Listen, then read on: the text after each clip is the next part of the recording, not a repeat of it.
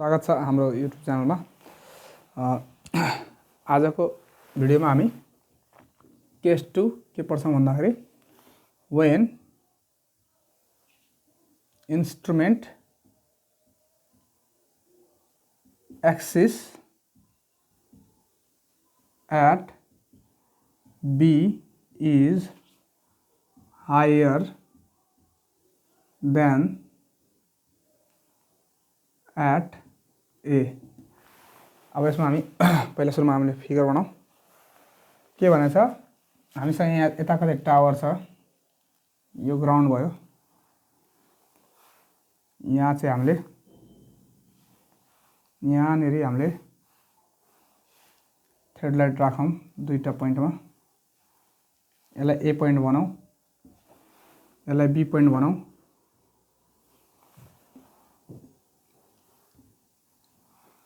यहाँनेरि हामीले के राख्नुपर्ने हुन्छ, बेन्चमार्क। बेन्चमार्कमा हामीले स्टाफ राख्नुपर्ने हुन्छ। यो बेन्चमार्क हो, यो ए ड्यास। अब यहाँबाट हाम्रो होरिजोन्टल टर्निङ एक्सिस जान्छ यसरी। होरिजोन्टल टर्निङ एक्सिस यहाँबाट गयो। यो टावर मैले टावर जस्तै बनाइदिएँ ल, यस्तो खालको कुनै टावर छ। डिस्टेन्स चाहिँ के छ, इनएसेसिबलको भएको कारणले गर्दा यहाँदेखि यहाँसम्मको यो डिस्टेन्स इनएसेसिबल छ, नाप्न सकिँदैन। यहाँ मैले पोखरी जस्तो बनाइदिए पनि भयो ल। अनि यो डिस्टेन्स चाहिँ के छ, नोन डिस्टेन्स हो, स्मल डी, नाप्न सकिन्छ। यो बी ड्यास, यो ए ड्यास, यो एम, यो an.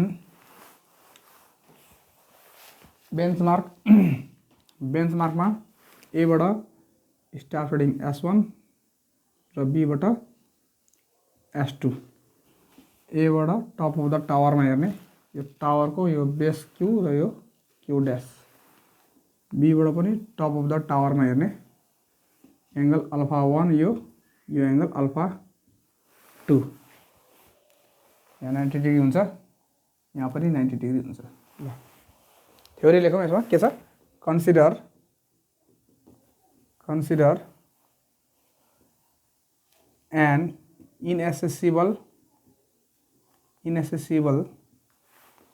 tower QQ dash is situated at unknown distance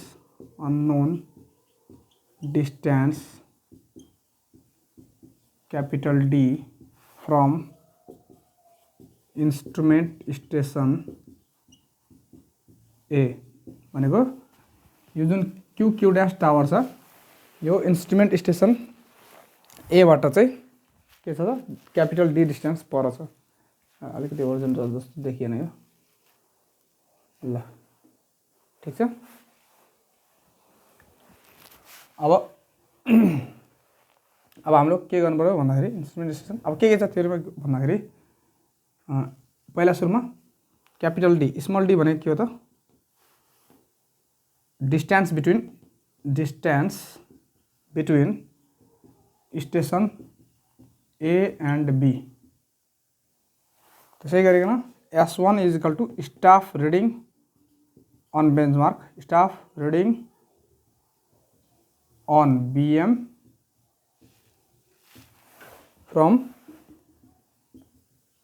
station A.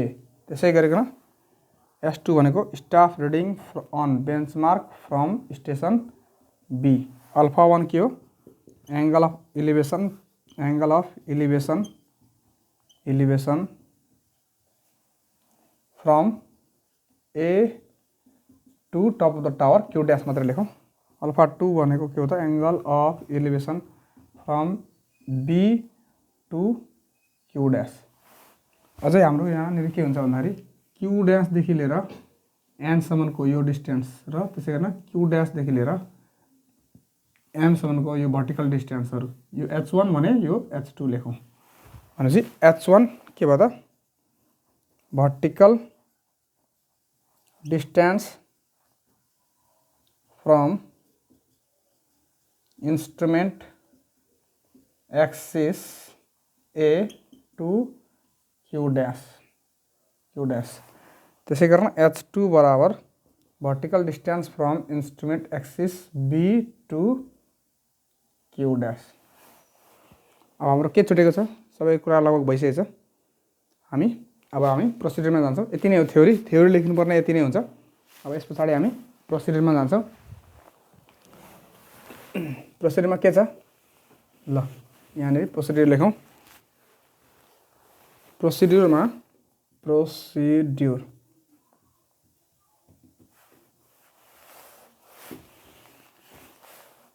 Setup 1 नम्बरमा setup theodolite at A and take staff reading S1 horizontally on benchmark। भनेको station ए मा हामीले हेडलाइटलाई सेटअप गऱ्यौँ, त्यसपछि बेन्चमार्कमा S1 reading लियौँ। अनि 2 नम्बरमा swing and rotate telescope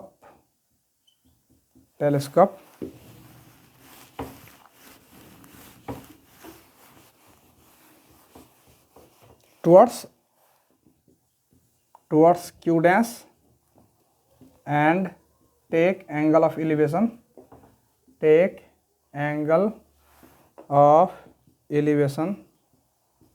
alpha 1 भनेको यहाँबाट ए बाट हेर्यौँ S1 मा, त्यसपछि रोटेट गरेर Q dash मा हेर्यौँ र एंगल कति पढ्यौँ अल्फा 1। 3 नम्बरमा shift the theodolite at B with small d distance from station A बाट बी सम्मको डिस्टेन्स कति क्यापिटल स्मल डी मा हामी के गर्छौं, थियोडोलाइटलाई शिफ्ट गर्छौं। Shift the theodolite and setup on at a, setup पनि गर्छौं त्यसपछि एट ए। 4 नम्बरमा सेटअप गरिसकेपछि बी मा, बी बाट हेर्छौं स्टाफ रिडिङ। यो बेन्चमार्क हो, बेन्चमार्कमा हामीले स्टाफ रिडिङ पढ्नुपर्छ। Take staff reading S2 on benchmark from B। त्यसपछि नम्बर कति त 5 नम्बरमा swing and rotate telescope towards Q dash and take angle of elevation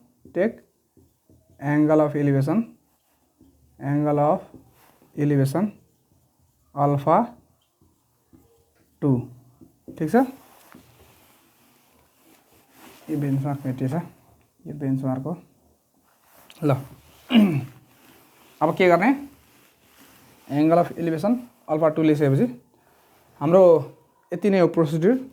ए बाट हेर्ने स्टाफमा, फेरि हेर्ने त्यहाँ एंगल अफ अल्फा 1 लिने एंगल अफ एलिभेसन, त्यसपछि ए बाट साइड शिफ्ट गर्ने बी मा, बी बाट फेरि बेन्चमार्क गर्ने S2 स्टाफ रिडिङ लिने, फेरि स्विङ गरेर अथवा रोटेट गरेर Q ड्याशमा हेरेर एंगल अफ एलिभेसन अल्फा 2 लिने। अब के गर्ने, क्याल्कुलेसनमा जाउँ हामी। क्याल्कुलेसनमा हामी डाइरेक्ट हेरौँ त, यो Q ड्याशको मलाई हाइट अफ एलिभेसन चाहिएको, Q ड्याशको एलिभेसन चाहिएको भनेपछि RL अफ Q ड्याश बराबर RL of benchmark plus S1।